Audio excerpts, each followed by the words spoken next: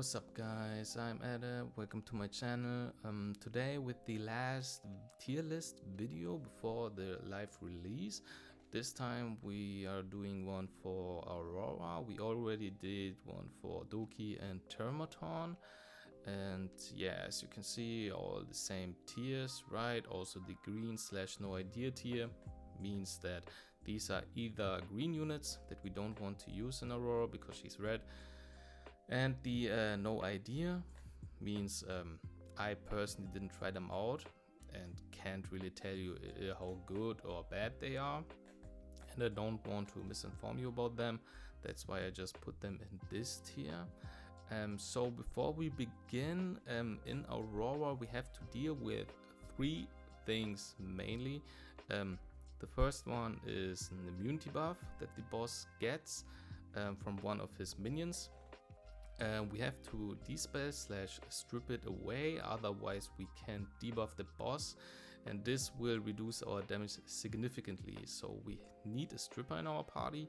Then also Aurora puts an healing absorb shield on our party. This one we have to overheal with a healer to get rid of it, because if we don't, the heal absorb shield also gives us a damage debuff, so we are also losing damage from that. And for the last mechanics, that's basically a damage over time effect, a dot on our whole party, which does when every time one of our units gets a turn, they will get damage. We have to get rid of it, otherwise we will die. So we have to basically dispel it, right? So we need a strip, we need heal, and we need a cleanse for our team, right? And with that all out of the way, let's begin with the tier list. Let's start with the healers. First healer is Valerian. Valerian, not very good in Aurora because she can't really heal. She can't cleanse either. And the only thing that she does is she provides shields for the team, but we don't want shields, we actually want healing, right? That's why she's in C tier, not very good. And next in line is Chiaki. Chiaki at least has a heal on her S3, so she can deal with the healing absorb, but I personally think that's not enough to make her really viable, because you just have better options. So I personally wouldn't bother and try her out. Next healer is actually in A tier because we don't have a B tier healer, and that's Dorothy.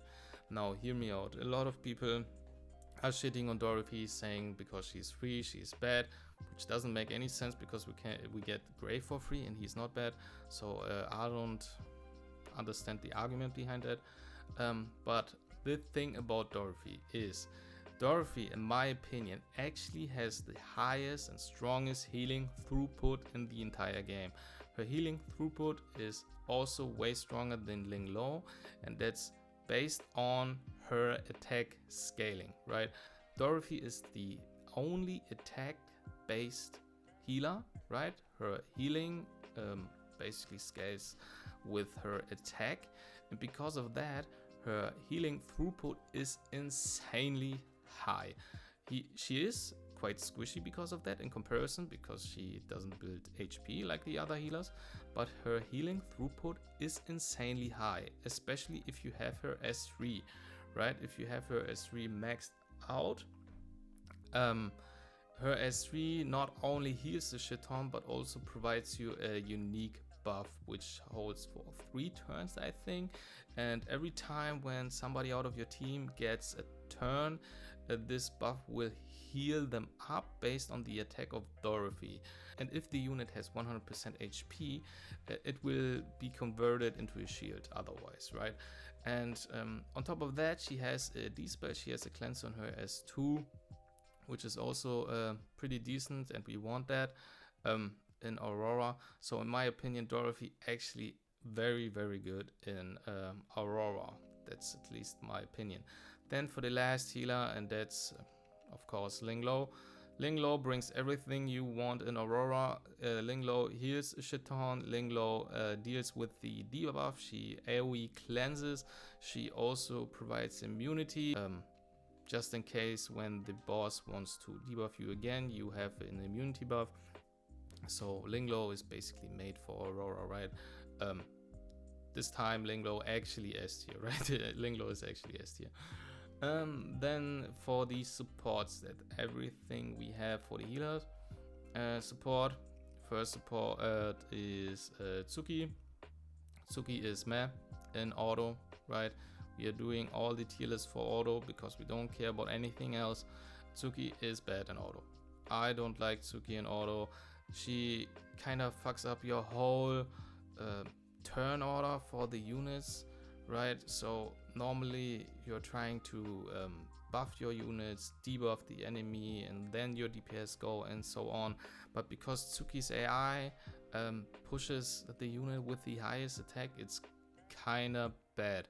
So your Tsuki has to be very slow, and you don't really want your support to be slow, right? Because you want to rotate them as fast as possible so they get turns and get the cooldown reduction from it to spam their utility for the team. So Tsuki on auto, pretty bad. That's at least my opinion. Next is Turandot. Turandot has actually a D-spell or strip, which is on her S2, but very big problem that we already had in Terramaton. Her AI will use S3 instead of S2, so that's very bad, and because of that she is a meh. We don't want to build her or use her at all. Her AI is not very good. Next, Kazami Kazuyo. There she is. Next in line, whoop, Kazami Kazuyo. Also, my opinion, an AI problem. She has a strip on her S2, S3 speed and cooldown reduction for your team. You could tune her to be like the last unit in order to then speed buff and give cooldown reduction back. That would be actually really good, but because we don't have the option to decide on which spell priority will be on each run, so that's why they are very bad, or rather you have better options. Okay, then for A tier, because we don't have anybody in B tier, we are using Dorothy the Wisher. Now hear me out, nobody probably used her in beta at all. Dorothy the Wisher actually very strong in Aurora. Dorothy the Wisher gives crit buff on her S3 for everybody. She deals with the debuff with the dot on your team on her own. She will dispel everybody instantly, and she also provides a life leech, which is pretty decent. I mean, that's not the reason why you bring her, but why not? Then on her S2, actually very good in combination, kind of like a small Lily, I would say, a really small Lily. Her S2 will buff one unit with crit damage. She will push that unit by 50% turn meter, something like that. And on top of that, she will also reduce skill cooldown by 1 turn or something like that. All of these things are very good for Aurora. We are trying to kill Aurora as fast as possible. We don't want to give her turns, otherwise she will get the immunity buff over and over again. And she kinda is also scaling, so she does more damage over time. That's why Dorothy actually very good. S1 also pretty decent. She will just push turn meter for one random ally, which is also very good. So Dorothy the Wisher is actually a very good support. Then next in line, number 41. Number 41, that's actually something which is a positive, an advantage over Chiaki the Echo. Chiaki the Echo we are using already in like Doki Doki, and you can use her in Terramaton, but you can't use her in Aurora, and that's an advantage for number 41 because they are kind of in the same niche, and number 41 is worse than Chiaki the Echo, but not by a lot, right? And because you can use number 41 also in Aurora, that's basically a gain, right? That's an advantage over Chiaki the Echo, and maybe a reason for you to build her instead of Echo. But yeah, so number 41 actually very good unit, also in Aurora. Then we go in S tier, and in S tier we have first Beyondin. Beyonce, insanely good, right? She provides you a shit ton of damage. She will basically enable you to clear Aurora as fast as possible. Very good unit, in my opinion, S tier. Next in line, we have the king or the queen, Lily. Lily, also insanely broken. Gives your DPS a shit ton of more damage. Speed buff, crit damage buff. Gives also assist on your unit. Resets the skill cooldown and so on. Lily is just bro. Lily is insanely good in Aurora, especially with units that deal a shit ton of damage on S3, for example, like Victor or something like that, right? So Lily insanely strong. Then next in line, and maybe people agree or disagree, I don't know, but in my opinion it's Doki Doki. Doki Doki actually S tier in Aurora. Doki Doki on her own deals with the debuff mechanic. Doki Doki will provide you in the scaling buff for your team, which gives your team more damage, more speed and something like that, right? Data stream, I don't know the name. Then she pushes your team, reduced cooldown.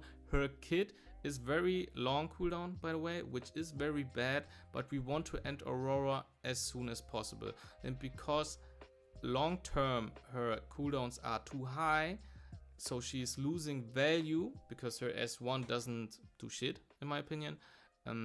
Her kit is very front loaded, so she's very strong with her cooldowns up, and those cooldowns are insanely good for Aurora to provide your team the most amount of damage, and also deals, like I said, with the debuff mechanics. So Doki Doki actually, in my opinion, S tier. For the supports, a very strong support in Aurora. Then that's already it for the supports. Let's talk about sub DPS and debuffer. Then where is the sub DPS? Yang. People, maybe controversial, maybe a hard topic, I don't know. I don't like Yang on auto. He will use his S2 instead of S3, and we want to deal with the immunity buff on the boss. And bringing Yang, even though he doesn't use S3 first, he basically has no reason, in my opinion. He has no reason to be in the team. So as long as he uses S2 over S3, he is pretty bad, in my opinion, for Aurora. Next we have Kraken. Kraken, not very good. You have better options. You can bring him for pushback, AoE pushback on his S3, but I personally wouldn't use him, so who cares.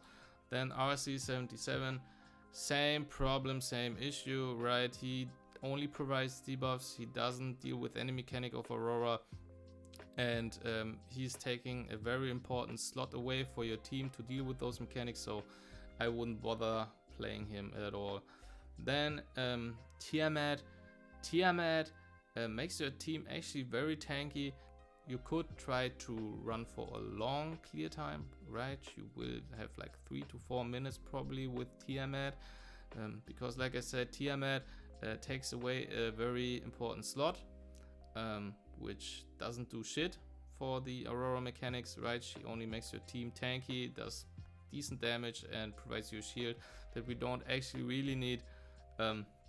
So Tiamat, in my opinion, only B tier. Then we have Veronica, and Veronica, that's actually debatable, because at the end we have to deal with the immunity buff on Aurora. We somehow have to get rid of it, and if you don't have any unit that can dispel, slash, purge, strip, whatever, Veronica can, and if she is your only unit, then you should run her, right? You should run her to get rid of the immunity buff. So she can do that, makes your team quite tanky because she also provides a shield. She also pushes her own turn meter with her passive, so also quite decent. In my opinion, she's very decent. She's eyed, right? If you don't have any other options, use her, because you have, like I said, to deal with the Aurora mechanic somehow. Then we go in A tier, and in A tier we have a shit ton. First we have the dot units, we have Obel, we have Fangus. The one is blue, the other one is red, so we can use both in Aurora with no problem. That's why Dot actually very good in Aurora, right? Not like in Doki Doki or Terramaton. These are both in A tier, basically, because Dot is a thing, and I can see in mid to late game where your Dot teams have actually the right shells, like Codex, and the right stats through gear. Dot will be maybe the fastest team or the best team in mid to late game on Aurora, so you have to keep that in mind. That's why both are in A tier, right? I wouldn't use them on their own personally. These are only there because Dot team is a thing. Right, so next we have the best budget unit to deal with Aurora mechanic, and that's Viper. Viper is very strong in Aurora. He will counterattack and stack his Serpent Sting buff, whatever that is, and every time he reaches like 4 stacks, he will use his S3, which is an AoE strip, and speed down and something else. I don't remember what it was, but basically you bring him because of his strip, right? So he will deal with the immunity buff on his own, and that's already good enough to bring him, right? Viper, the best budget option. Budget, right? At the end, I personally didn't even pull him at the beta. I pulled like almost every unit except him, so unfortunate for me. But like I said, Viper very good stripper for Aurora. Then next in line, the more expensive version of Viper is Born. Born actually is pretty decent in stripping, right? His S3 is an AoE strip. He does pretty decent damage in my opinion. Scales with attack and becomes pretty tanky because of that. And if you skill his S3 to max, it will be in 3-turn cooldown, right? So AoE strip on a 3-turn cooldown actually pretty good. So that's why in A tier, in my opinion, pretty decent. Then next in line, and that's a hard topic. That's maybe I don't know, debatable, but not for me, because in A tier my opinion is Sybil. And now hear me out.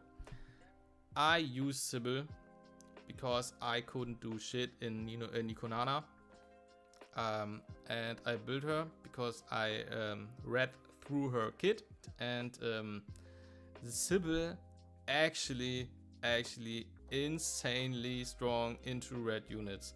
She has the highest chance to apply a defense down. Like she's almost like Gray, right?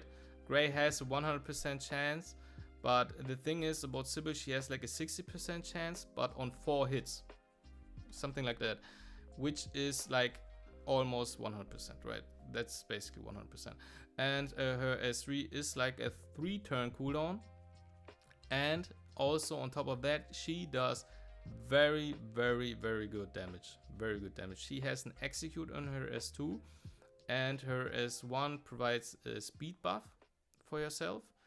And the thing is about her, on auto you have a reliable defense down unit that actually does damage, right? And Sybil, the main reason why I could beat Nikonana. So Sybil is actually very strong in my opinion. She is probably the only R unit I will prepare for live, because I will run Chiaki Dieko over number 41, but at the end we have to see, right, which units I get and so on. But I have Sybil in mind already, and like I said, Sybil in my opinion insanely strong. Then that's already for A tier. S tier, and that's basically the cheat code for Aurora. By far the best unit to deal with Aurora is Heinrich. If you have Heinrich, you have no problems. Basically, Heinrich is the best stripper in the game. He does pretty good damage, provides very good debuffs, which increase like crit and crit damage. insane unit. Insane unit. If you have Heinrich, you won Aurora. You won the game. Heinrich is insane. Nothing more to add there. He is broken as fuck. Next in line we have Dinah, the best debuffer in the game. Gives your DPS units the strongest debuffs, vulnerability and defense down and erosion. All of those three are insane, very, very overpowered. And the only reason why she is over Sybil, in my opinion, that's actually what's going on in my head, is because she gives very, very strong debuffs, right? But she misses a shit ton of damage. And on AI, you have like a lot of runs where you don't really have 100% uptime on all the debuffs that Dinah provides, right? So you can be insanely unlucky and Dinah only hits defense down. And if Dinah only hits defense down, she is worse than Sybil, 100%. She does way less damage than Sybil. Sybil has the elemental advantage, like 15% more damage, 15% less crit requirement to get 100% crit. She is insane, right? Sybil is insane. But like I said, Dinah, the only reason why she is here is because she gives you the opportunity to actually give you the best debuffs for your DPS to one shot or kill the boss as fast as possible. That's why she's an S tier. Then next in line, insanely OP, overpowered, crazy. I can't even describe it. I can't describe it. He is overpowered in PvE. He is all over the place. That's Marvel. Marvel all over the place. He is the best probably SR unit for PvE content. Marvel is insane. He's broken, insane. That's it for Marvel. Then we go to the DPS. And the DPS, we have no C tier for DPS, but for B tier we have Xiara. Xiara is blue. She has the elemental advantage. Issue is she needs to scale. We don't want to scale in Aurora. We want to kill her as fast as possible. We don't want to run a second cycle of immunity or a third or something like that. And her S3 is an AoE. That's why her scaling is not very good for a single target boss. That's why she's in B tier, right? Then next in line is Lian. Lian also has way too many AoE abilities. On top of that, she has no elemental advantage. She is red. Aurora also red. That's why she misses damage there. In my opinion, not a very good unit. She's eyed, not very optimal. You have better DPS. I personally wouldn't run her if I have other options. Then next in line we have Messiah. Maybe debatable. People probably will put him like an 80 at least. In my opinion, he's not very good in Aurora, because the thing is about Messiah, he's basically like Lian, right?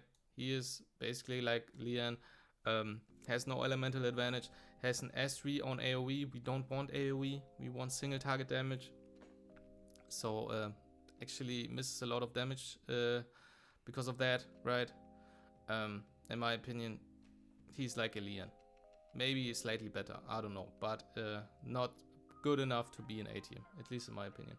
Then for A tier, we have Dark Sanya. Dark Sanya, the reason why Dot works, she is in here right now because you have to keep in mind that you won't have all the right stats or the right shells to make her work from early to mid game, right?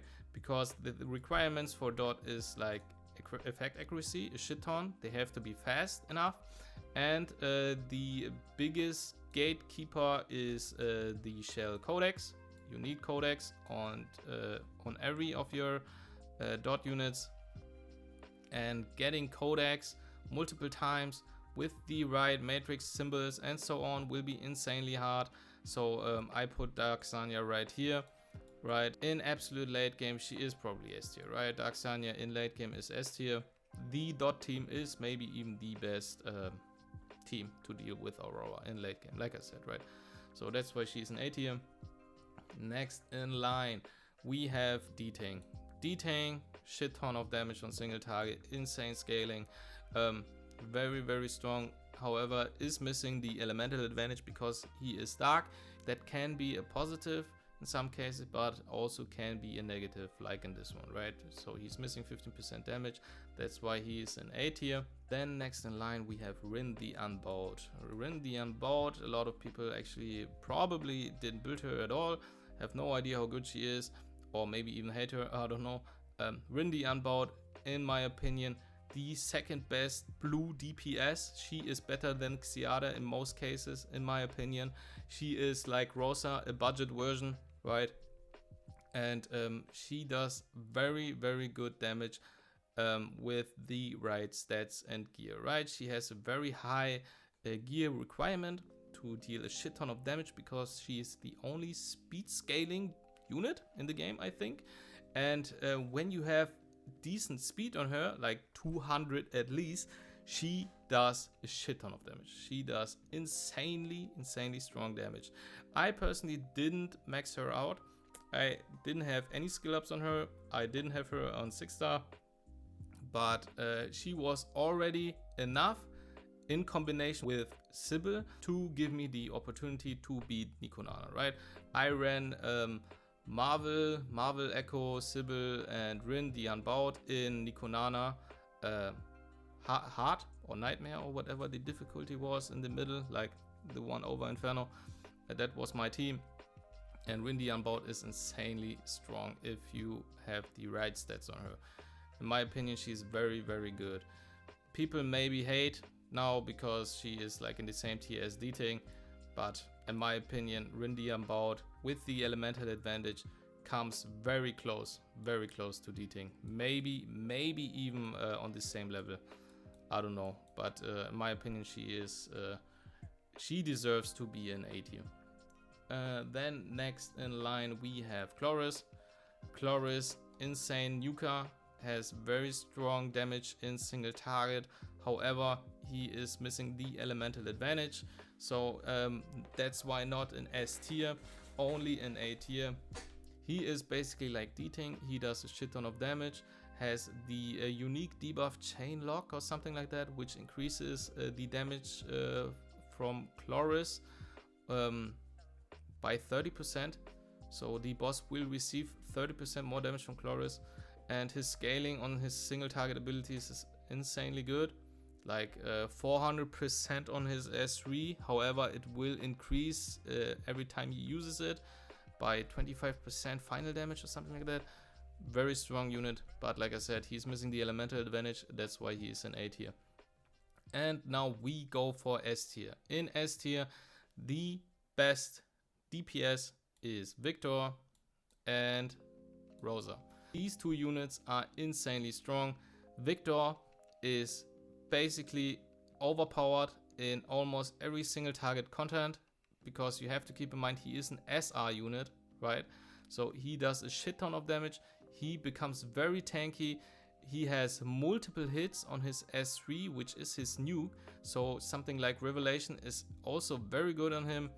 And if you pair him up with somebody like Lily, he is insanity. He does crazy amount of damage. I don't know if you checked out all the videos about him annihilating Termaton and so on, but he is insane, right? He's a very strong unit. Then next in line is, like I said, Rosa, right? She will follow up every time a unit in your team crits, and that's why her damage is insanely high. However, she requires actual investment into crit on her team, right? Because your team has to crit so she can follow up, right? However, to decrease the amount of crit that your team needs, she buffs crit on her own. And on top of that, you kind of have to build around her, right? Because you need like support units that also hit. Like for example, Freya is better than Echo with Rosa, because Freya actually hits and can crit on her S3. Echo only buffs, right? So you need like units that attack somehow. And if you have the right team for Rosa, Rosa is insane. She is broken as fuck. Like I said, her damage, pure insanity. for now we are done with the tier lists for Etheria restart, at least before the live release. Maybe I will make an update after the balance changes, I don't know, I'm not sure. But before the live release I will follow up with two another videos. One will be spending guide with the resource packs and the pull packs and so on, and also a playthrough guide, like playthrough, if you know what I mean. I will basically tell you what I will do at the start of the game, on which units I will focus my resources on, and which units I will build in general, and how will I adjust my team when I pull this unit, which unit will I drop, which unit will I build instead, and so on, you know. So I'm planning two another videos before the live release, and after that, after the release, I won't do any videos for a long time. I will probably only play 24/7, so I don't have the time to make the videos. But yeah, that's basically it. Like I said, I hope you enjoyed it. See you in the next video. Stay safe and have a nice day.